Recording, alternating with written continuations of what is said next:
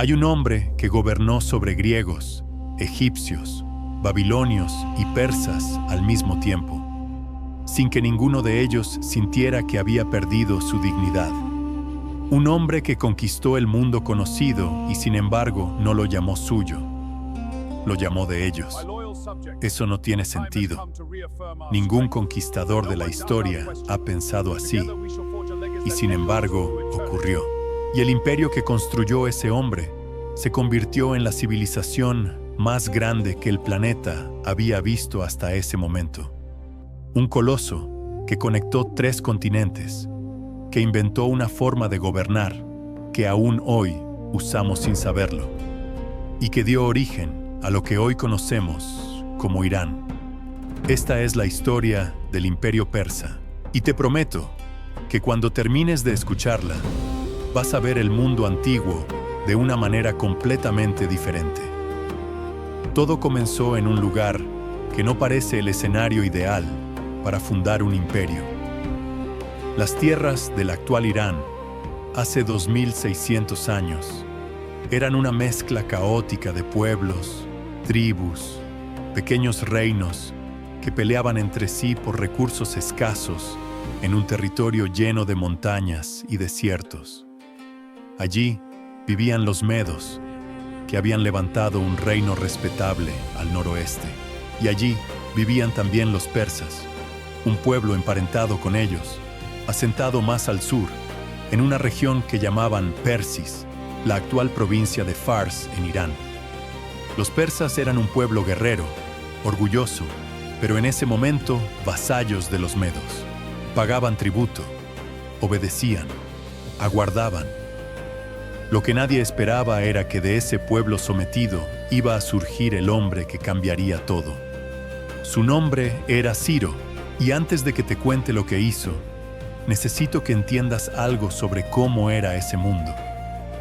Porque sin eso, lo que viene después no tiene el peso que merece. El mundo del siglo VI a.C. era un mundo de imperios brutales. Asiria había dejado una huella de terror tan profunda en la memoria colectiva de Oriente Próximo, que siglos después, la gente todavía temblaba al mencionar su nombre. Babilonia era una potencia cultural y militar que aplastaba a sus enemigos y deportaba a pueblos enteros para borrarles la identidad. Los medos habían destruido Nínive, la capital asiria, con una ferocidad que dejó a todos con la boca abierta. El mundo funcionaba así. Conquistabas, destruías, humillabas, te llevabas a la gente encadenada. Era la norma. Era lo que todos hacían. Era lo único que todos conocían. Y entonces llegó Ciro. Ciro el Grande ascendió al trono de Persis alrededor del año 559 a.C. Era joven, brillante, y tenía algo que sus contemporáneos no acababan de entender. Una forma de ver el poder que no encajaba con nada de lo que el mundo había visto antes. Para él, gobernar no significaba destruir, significaba integrar. No aplastaba a sus enemigos, los convertía en colaboradores, no borraba las culturas que conquistaba, las preservaba, a veces incluso las financiaba. Si te parece que exagero, espera a escuchar lo que hizo cuando conquistó Babilonia. Pero antes de llegar ahí, hay que contar cómo Ciro fue construyendo ese empire paso a paso. Todo empezó con una rebelión contra los medos que muchos consideraron un suicidio político. Los medos eran más fuertes, más numerosos, y tenían el apoyo de varias potencias regionales. Ciro era el rey de un reino pequeño que se atrevía a desafiar al poder dominante de la región. Lo que nadie calculó fue que el propio ejército medo se pasó al bando de Ciro a mitad de la campaña. El rey medo Astiages, que según las crónicas era un hombre tan arrogante que había alienado a sus propios generales, se encontró de repente sin ejército y sin corona. Ciro tomó Ecbatana, la capital meda, en el año 550 a.C., y no la destruyó. No ejecutó a Astiages, aunque tenía motivos más que suficientes para hacerlo. Lo trató como a un rey derrotado, pero no humillado. Eso era algo nuevo, completamente nuevo. Y ahí está la primera pregunta que este relato te va a dejar incómodo, sin respuesta fácil. ¿Qué hace que un hombre con todo el poder para destruir elija construir en su lugar? ¿Era cálculo político? ¿Era convicción genuina? ¿O era algo que la historia todavía no sabe del todo cómo clasificar? Esa pregunta la tienes en los próximos minutos. Después de los medos vinieron los lidios. Creso, rey de Lidia en la actual Turquía, era uno de los hombres más ricos del mundo antiguo.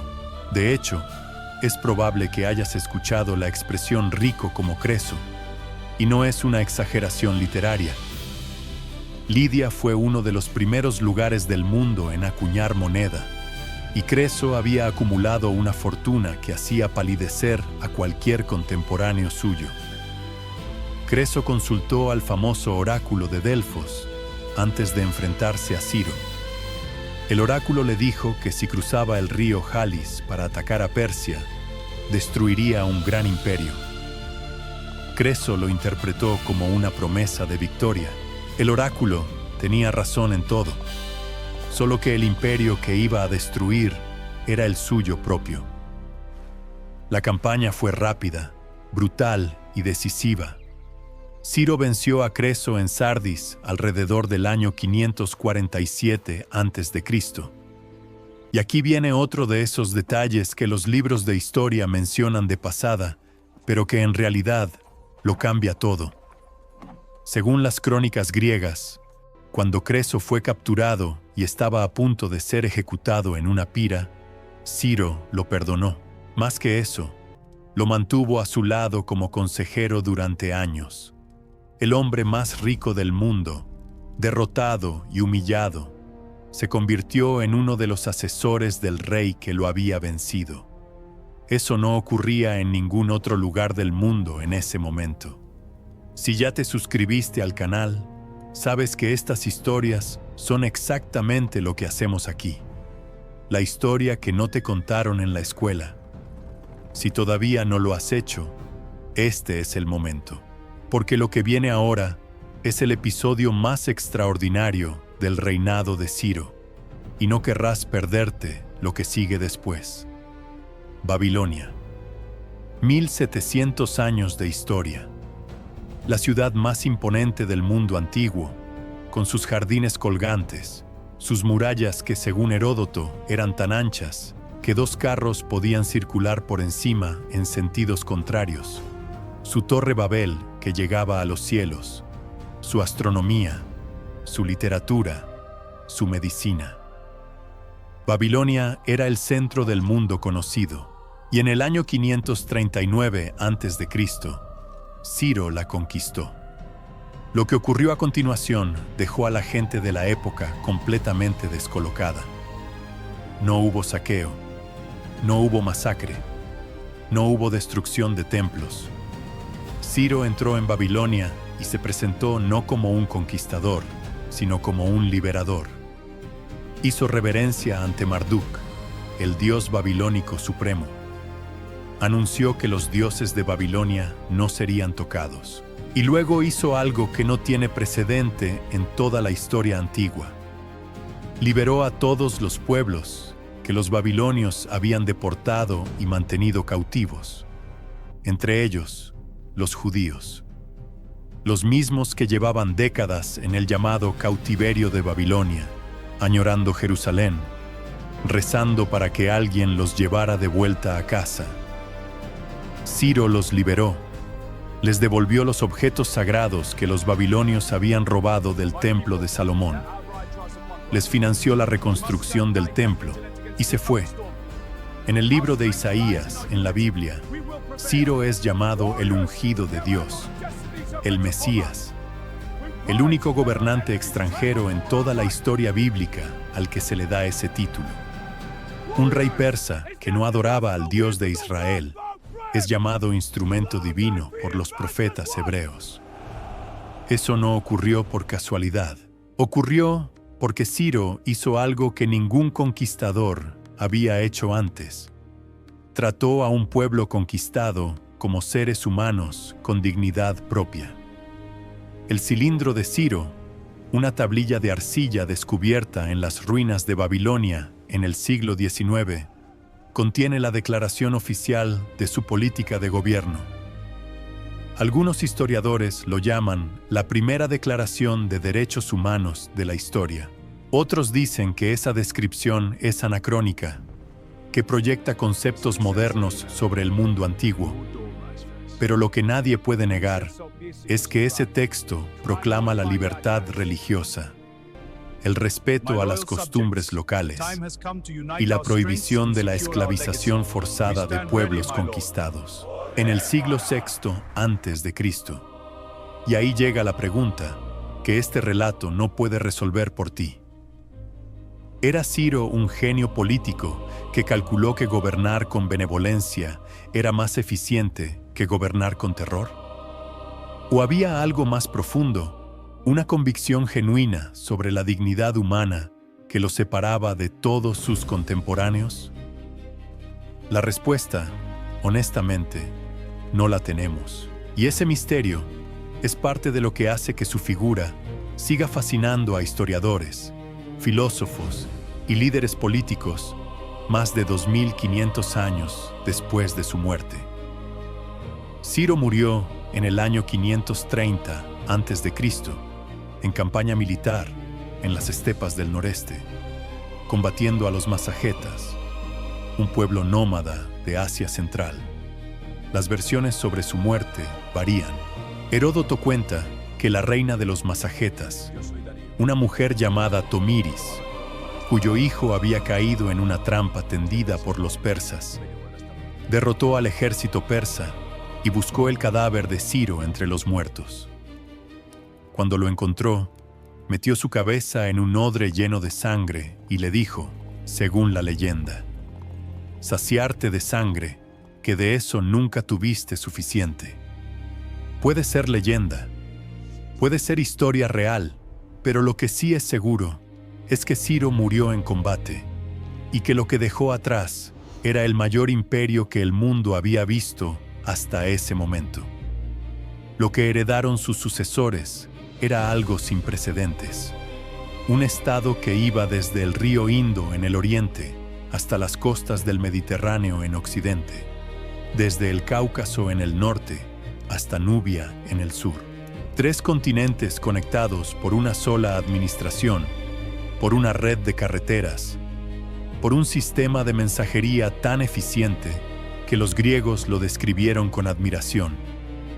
Ni la nieve, ni la lluvia, ni el calor, ni la oscuridad impiden a estos mensajeros completar su camino. Esas palabras están inscritas hoy en el edificio principal del Servicio Postal de los Estados Unidos en Nueva York. Son palabras griegas escritas para describir el correo persa del siglo V a.C. Su hijo Cambises consolidó la conquista de Egipto en el año 525 a.C., convirtiéndose en faraón y añadiendo el valle del Nilo al ya descomunal cuerpo del imperio.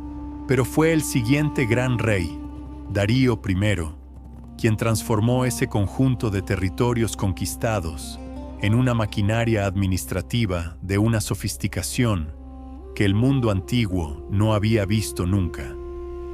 Darío dividió el imperio en satrapías, provincias gobernadas por sátrapas que respondían directamente al rey, pero que mantenían sus propias leyes locales, sus propias costumbres, su propia lengua.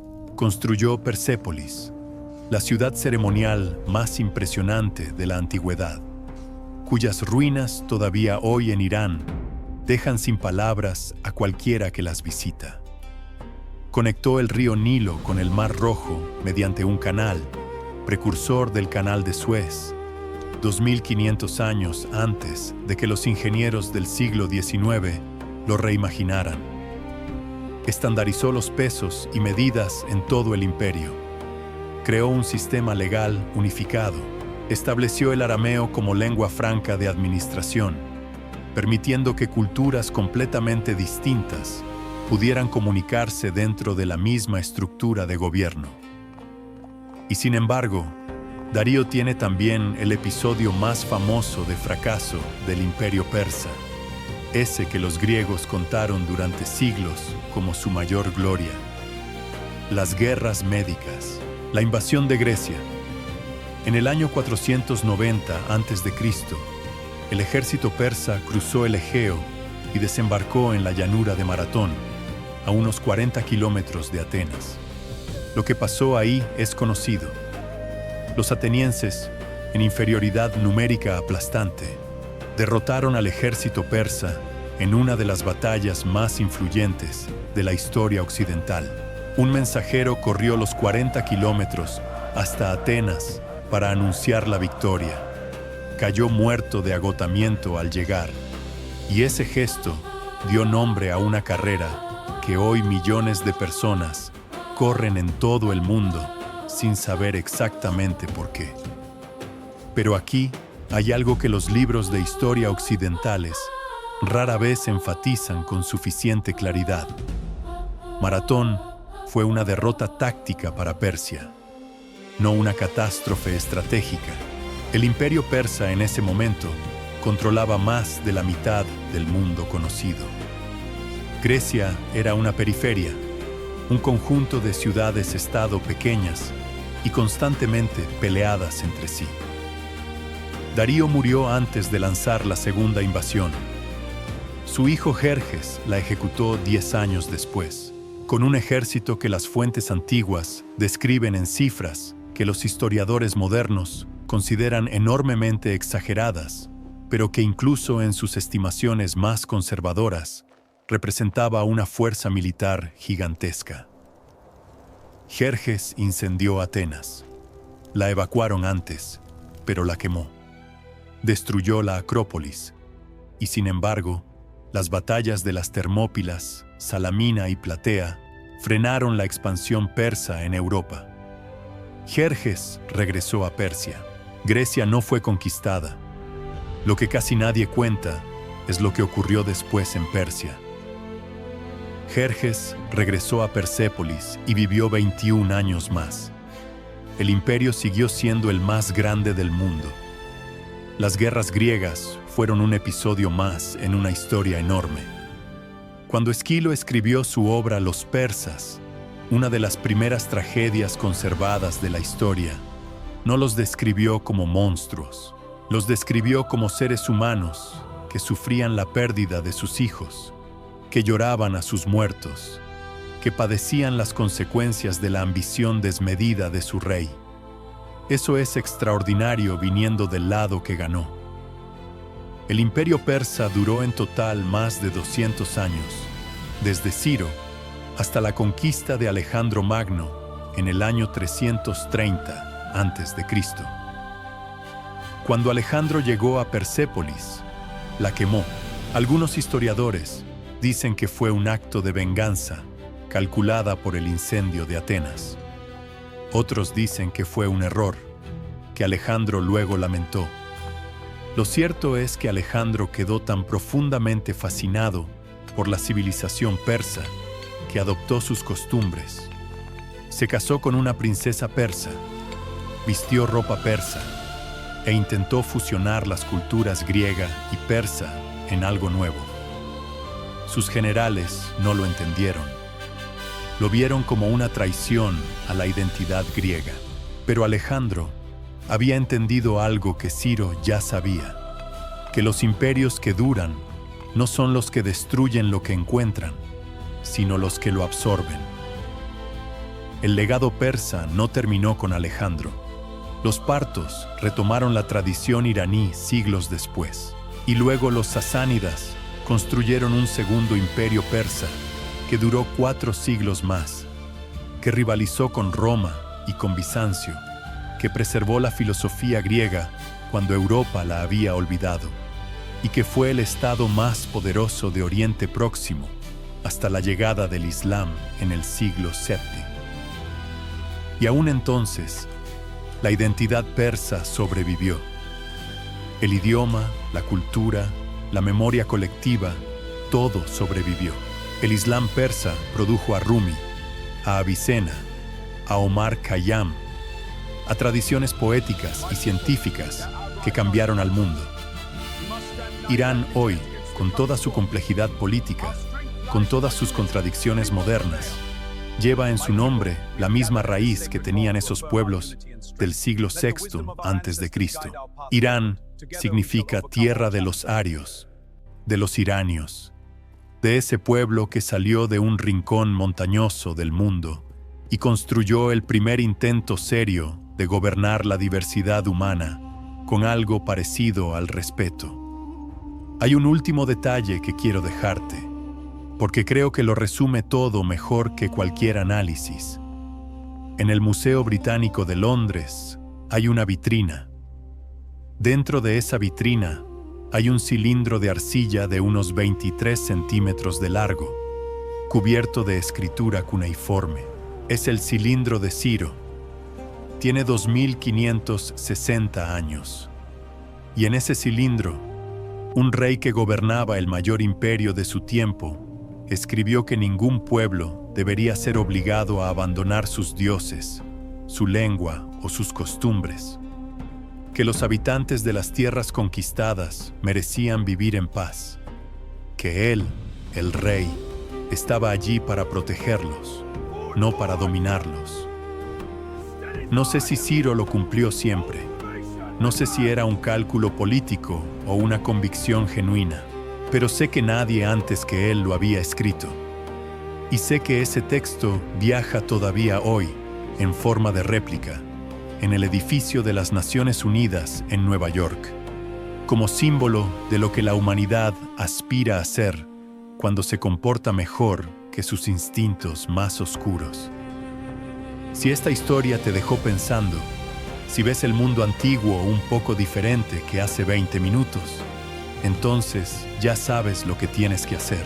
Dale like, suscríbete si todavía no lo has hecho y cuéntame en los comentarios, ¿qué es lo que más te sorprendió de los persas?